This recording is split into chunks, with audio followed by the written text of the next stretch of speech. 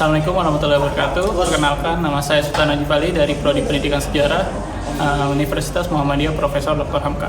Saya ingin bertanya, bagaimana kita sebagai mahasiswa sejarah atau peneliti sejarah mengetahui fakta sejarah sesungguhnya dalam sebuah cerita rakyat? Sebagai contoh, Malin Kundang memiliki banyak sekali versi di dalamnya. Sekian, terima kasih. Assalamualaikum warahmatullahi wabarakatuh. Oke, baik, kembali lagi Hamka Muda di segmen curhat ya, Hamka Muda. Ini pertanyaan yang tidak kalah menarik gitu ya. Bagaimana kita bisa memvalidasi kebenaran sejarah, intinya begitu ya.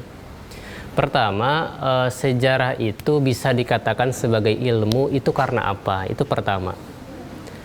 Jawabannya karena ada metodenya, karena ada teorinya, karena bisa dipertanggungjawabkan.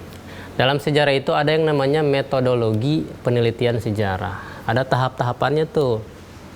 Pertama ada yang namanya heuristik. Heuristik itu proses pengumpulan data. Kan data lisan, data tulisan, artefak semua dikumpulin. Itu heuristik. Yang kedua ada yang namanya verifikasi. Verifikasi itu data-data yang sudah kita kumpulkan tadi, kita pilah-pilah tuh. Mana data yang penting, mana yang tidak penting, mana yang ada hubungan, mana yang tidak ada hubungan gitu ya. Mana primer, sekunder, tersier. Pilah-pilah. Lalu yang ketiga ada yang namanya tahap interpretasi, menafsirkan. Dari kumpulan data yang sudah kita pilah-pilah tadi, kita coba tafsirkan. Gitu ya. Misalnya kita menemukan data Malin Kundang. Kenapa akhirnya dia dikutuk? Kita tafsirkan kan? Ternyata dia misalnya menjadi anak yang durhaka gitu. Dan terakhir ada namanya historiografi. Apa itu? Penulisan sejarah. Jadi semua rangkaian itu kan terstruktur tuh. Nanti bisa dipertanggungjawabkan hasilnya. Nah, itulah kebenaran sejarah.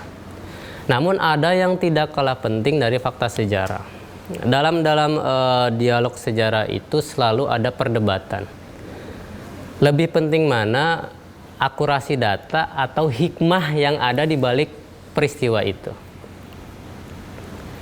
Kalau sekedar fakta sejarah gitu ya tanpa ada hikmah, ya kita hanya menabung wawasan saja sebenarnya. Tidak ada perbaikan bagi kita hidup gitu ya. Tidak ada momen untuk kita bisa memperbaiki kehidupan dari proses-proses yang telah terjadi. Misalnya hari ini Indonesia kalau mau maju berani nggak belajar dari sejarah? Kenapa kita misalnya dijajah begitu lama? Kenapa dulu Majapahit Sriwijaya bisa maju? Berani nggak gitu ya sejarah gitu dihidupkan kembali? Untuk apa? Untuk kita bisa memproyeksikan masa depan. Yang selanjutnya, kalau kita bicara hikmah, jangankan peristiwa-peristiwa yang besar dan penting gitu. Kayak legenda, mitos, dongeng sekalipun itu bisa menjadi pelajaran gitu. Misalnya kita ngambil cerita Malin Kundang, bagaimana kita harus berbakti kepada orang tua. Kemudian bagaimana kita belajar dari Sangkuriang misalnya. Supaya kita bisa kerja keras mendapatkan apa yang kita inginkan. Atau bahkan kita bisa belajar kecerdikan dari si kancil, itu juga bagian dari hikmah gitu. Jadi hemat saya belajar sejarah tidak cukup dengan mencari informasi benar atau tidak. Kita juga harus berhasil mengambil pelajaran dari setiap peristiwa yang terjadi. Karena dengan itu kita bisa memproyeksikan masa depan yang jauh lebih baik daripada hari ini. Seperti kata bijak, kalau hari ini sama dengan hari kemarin, kita rugi kan gitu. Kalau hari ini lebih baik daripada hari kemarin, kita beruntung. Dan kalau hari ini lebih buruk daripada hari kemarin, kita termasuk orang-orang yang celaka. Terakhir mengutip dari Cicero, dia bilang, Historia magistra vitae, sejarah adalah guru kehidupan.